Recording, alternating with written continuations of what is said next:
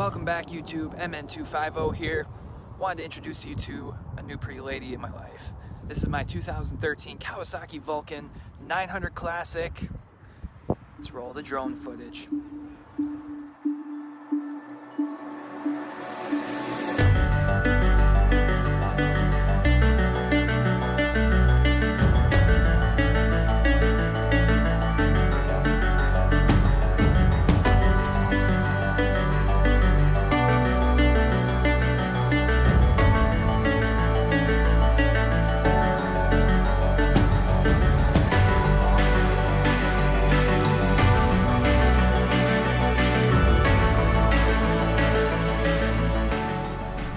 Welcome back, YouTube. MN250 here.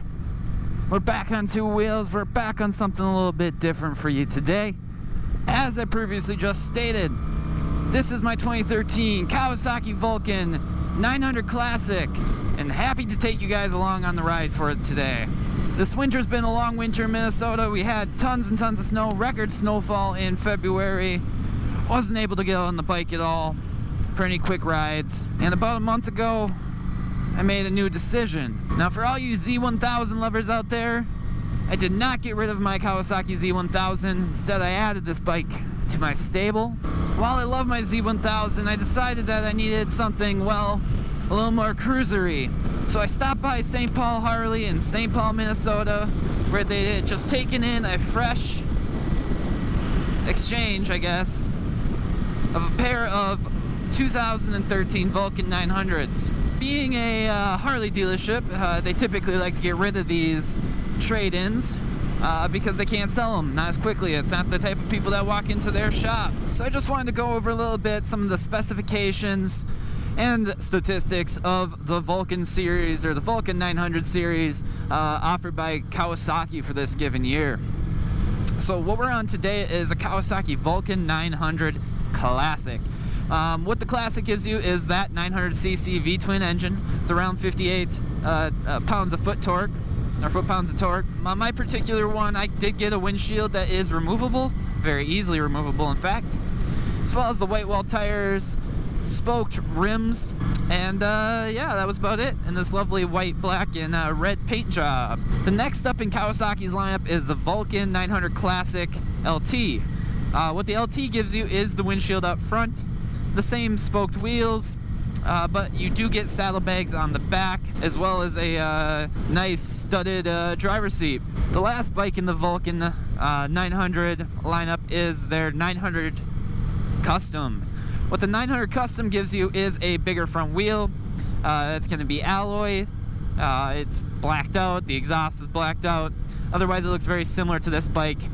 The fender is cut down a little bit, so it's not quite as large in the rear. So what are my initial impressions of this bike? Well, it's amazing. It's super comfy. It's a total different riding style than my Z1000 is. You're very upright, you're very in control. It's by no means as fast as my Z, but it gives you more of a enjoyable, chill, relaxed, laid back approach to riding. This thing has about 58 foot-pounds of torque.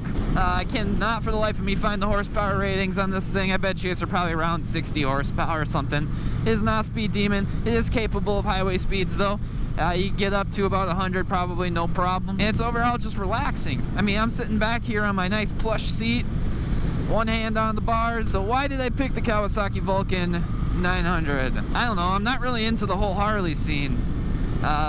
Even though I bought it from a Harley dealership, I, obviously could have picked something different along maybe the Sportster lines, which would be my price range. But I like Kawasaki's. Every motorcycle I've ever owned has been a Kawasaki, and I just love the quality and reliability that their bikes offer. If you're looking at a cruiser style motorcycle, this is definitely the way to go. I mean, I got this one with 1,300 miles. It's a 2013 for $2,700, and then there were taxes and dealer fees and stuff. That brought that up a little bit. Alright, so I covered why I got this bike, kind of the specs and lineup of the Vulcan 900 series for this particular year. Now, who do I think this bike should be for? Well, I think that this bike could be for anybody. Somebody that already has a couple bikes, or even really somebody that is just getting into motorcycling, because there's nothing scary about this Even the weight of this particular motorcycle is class leading, is pretty light. The frame rails are pretty thin on it, so anybody could throw a leg over it.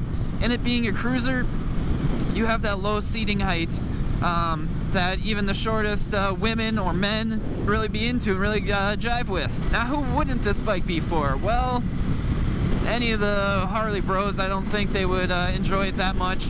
Compared to a traditional Harley, the aftermarket isn't going to be quite as large as some of the Harleys with all their factory supported parts.